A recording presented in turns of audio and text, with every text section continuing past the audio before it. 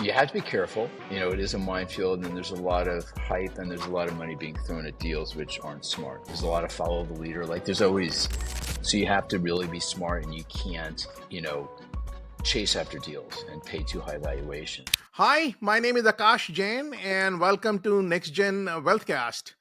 I am super excited to welcome my good friend Ed Dewey to the podcast today. Ed, welcome. Thanks. This is going to be fun. So let's jam. All right, sir. All right. Hey, folks, I know Ed for a number of years, I think probably 7 years or so now. And we have together invested in a number of companies together. But obviously, Ed here has much longer and stronger track record than I have.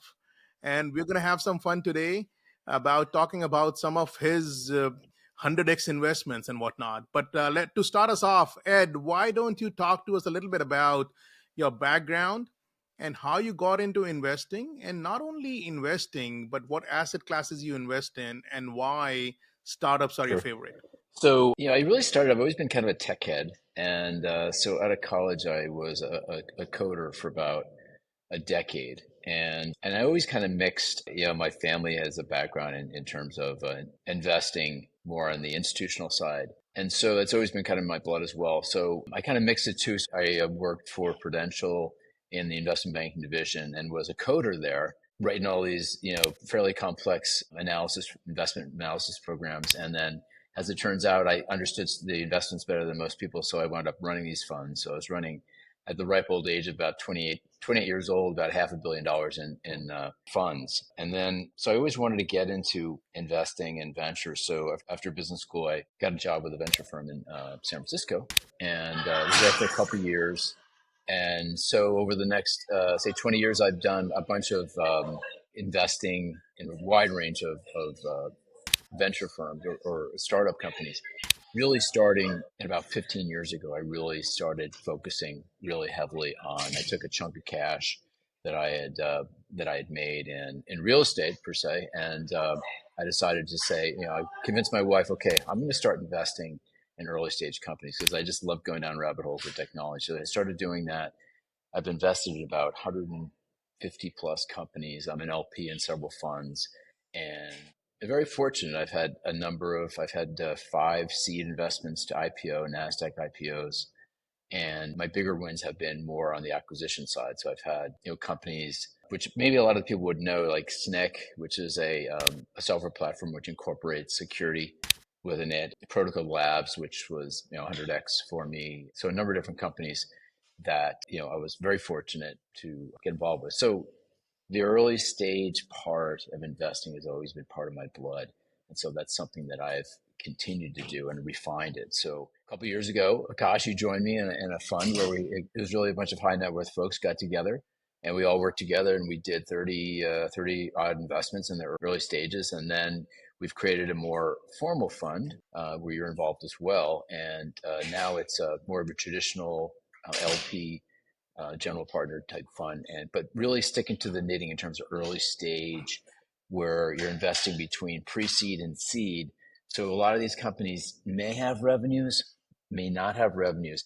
And I find that to be a really sweet spot where I like to invest because most investors want to see really strong revenues before they invest. So I think that my secret sauce and what I'm able to do is pick companies that I can see that are going to be hitting revenue. So you can come and you can invest at a fairly low valuation, which is really key. A lot of people, I think, kind of brush it off as valuation really isn't all that important when you have a good company. But if you invest at, say, a $6 million valuation versus a $20 million valuation, and then it gets sold for $500 million, that multiple is over 2x. So it really does make a difference. Considering when you go early stage, you're going to lose a lot of your companies. I probably lose, probably 25% of my companies where they just go out of business. So you're looking for those, 1 out of 10 where you're going to hit 50x or 100x. And you have one of those and that makes your fund. And then the rest is gravy. So that's kind of my strategy. That's what I've been doing for a long time. And that's what I'm sticking to. So the investment size, the checks are smaller because you're in the early stages, which is good. I like that. There's less competition. And so we have a bunch of great partners who Akash, and we all have our own unique expertise, which really helps analyze these deals. I sit a block away from UC Berkeley, so I spend a lot of time in Berkeley. This weekend, I'm going to be in conferences all weekend at Berkeley. And actually, this fund where we've invested 4 companies in this fund, and 2 of them have come out of Berkeley from just going to various events and networking. And you do this long enough, you get a lot of contacts, and your deal flow gets good. So that's where we are, and you certainly help on that as well. So it's all a great collaborative process. That is amazing. Help us also understand, right? Hey, a lot of the viewers, we follow, like myself as well, hey, we follow a portfolio management approach to our assets Right. and investments and so on and so forth, right?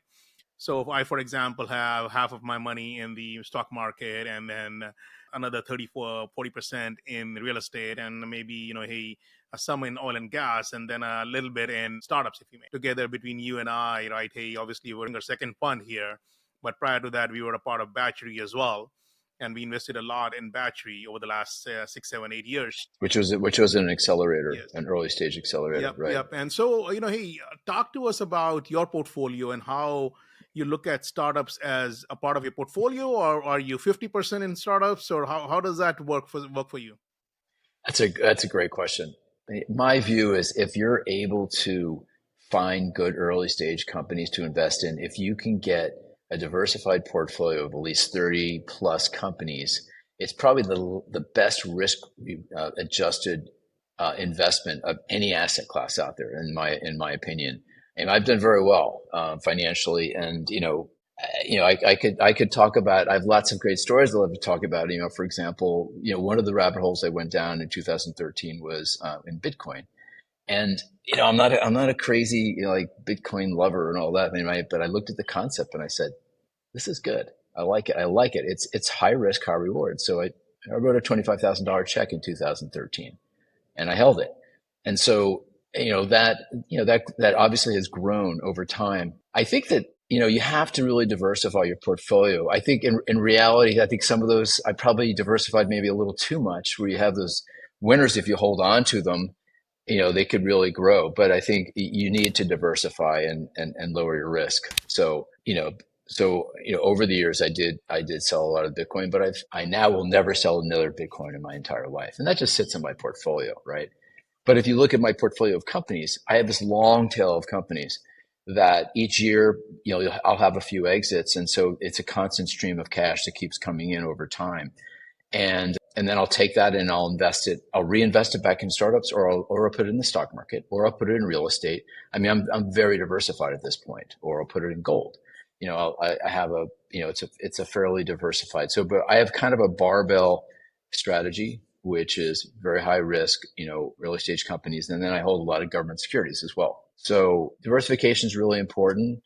I do wish I had held some of those positions, like especially like real estate, or even like, I had a chunk of Google stock way back when, and, but you have to diversify. So, but from early stage investing, if you invest in a certain sample size of say 30 plus, and you are, working with a group that knows what they're doing, who has the experience and has the context, it's the best risk reward, in my opinion. And my success has shown it to be. It's not always the case. I think one of the big issues a lot of people do is they decide they want to start investing in angel investing, and they do 2 or 3 deals, and it doesn't work. When I decided to start investing in 2013, I said, I'm going to invest in 30 companies. And so here's my chunk of cash. And it was $10,000 investments or $25,000 investments. They're small investments, but you have to, if you're going to do it, you got to do it, or you got to invest in a fund, which is why a lot of our limited partners realize, I don't have the time, nor do I have the contacts to really see those deal flow, where I've been working and developing relationships with people for, 15 years now, or actually longer. And, the deals come from all different places, and it's usually come from referrals from people I know well and trust. Very, very cool, very cool. Now, hey, as we talking about the fund as well, right? Hey, talk to our viewers about, hey, I know for a fact that hey, we take a well diversified approach in our fund, but also, right? Hey, let's talk about Fund One and now also Fund Two, and how we have diversified, or how we are thinking, or how you're thinking about diversification within the fund itself. Right. Well, when you do, like we have our partners all have expertise. I'm more of a generalist. But we have Marlene, who is, she worked as a surgeon. She was at UCSF for years. She knows health tech cold, and so we use her a lot in terms of deal flow, but also in terms of analyzing deals in the health tech area that we have. We have Leanna, who's a deep, software tech guy that can look at pretty much any piece of software, and especially it's very relevant now, especially with AI, because there's just so many different tools coming out right now. He can take a look at it, and so it's really looking at using the resources you have to analyze these companies, and I think that's what we do pretty well, of knowing when not to invest. I won't invest in a nuclear power plant or some kind of nuclear technology, or things that we don't really know that much about. Robotics hardware, I won't. We've done robotic software platforms.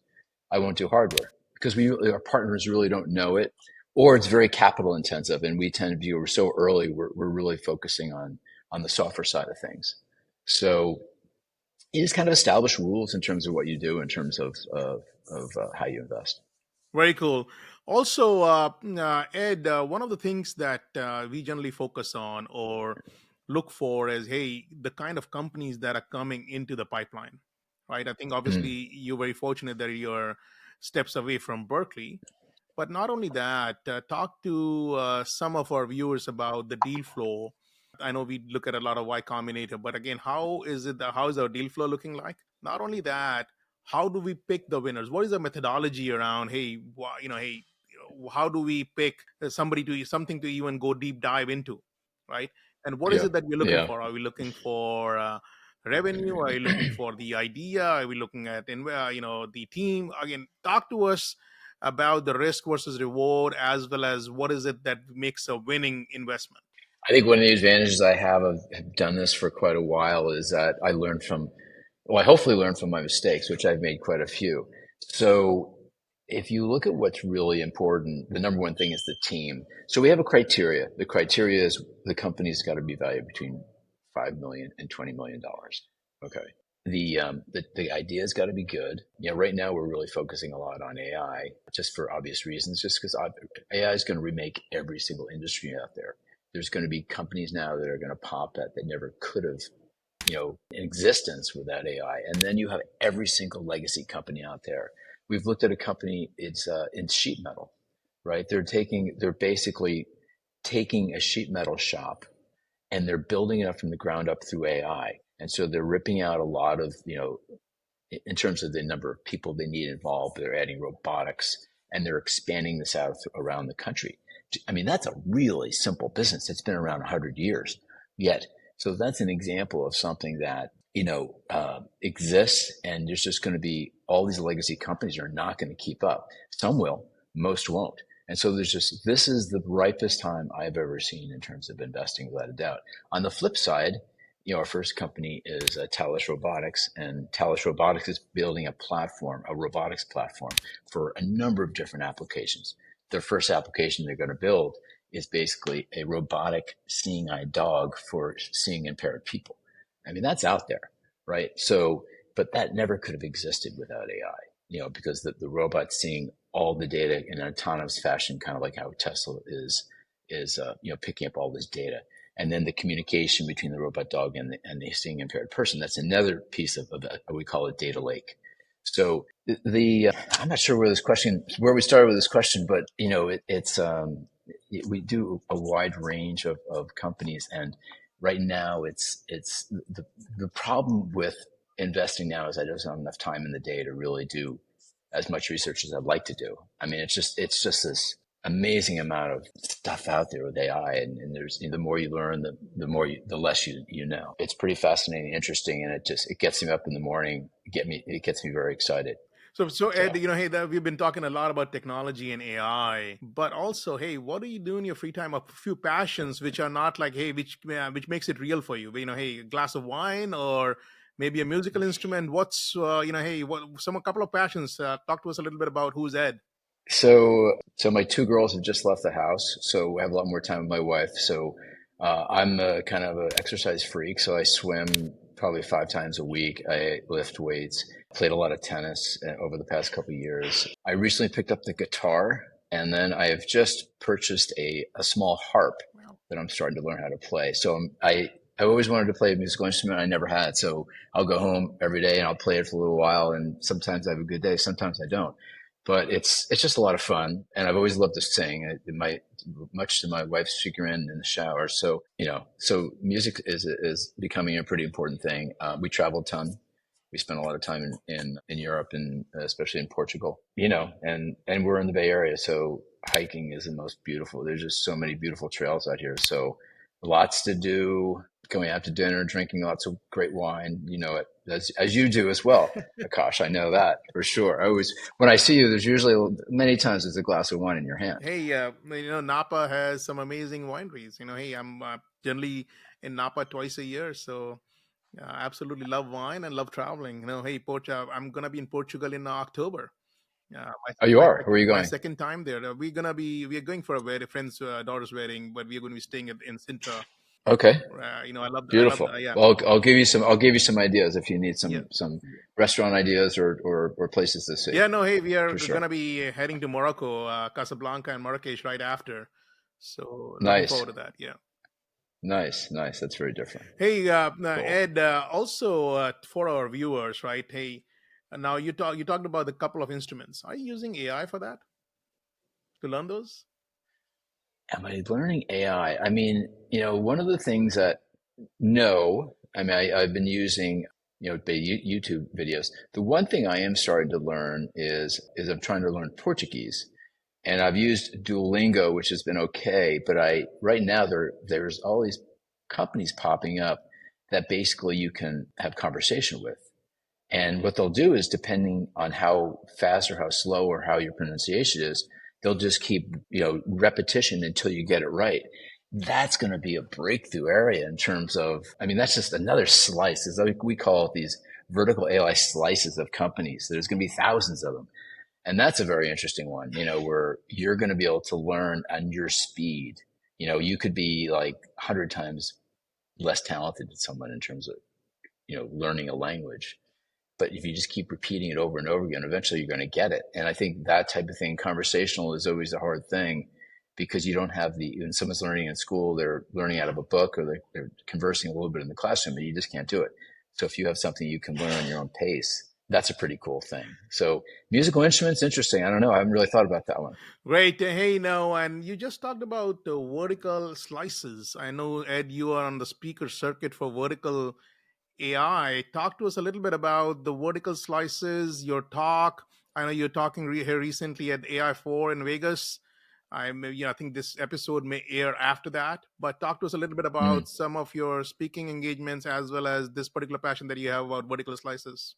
Sure. So, as I mentioned before, there's going to be thousands of new companies that are going to pop up in the next couple of years. This is probably going to be the greatest time in terms of wealth building of all time, and I'm absolutely convinced. I think that my returns moving forward are going to dwarf my previous returns, and I'm excited about that. But it's a lot of fun. If you look at vertical AI, I mean, I'll give you an example of what I mean by a vertical slice. A lot of, if you look at, say, FDA approval process in drugs, right? It's 7 to 10 years. It's a very long period of time.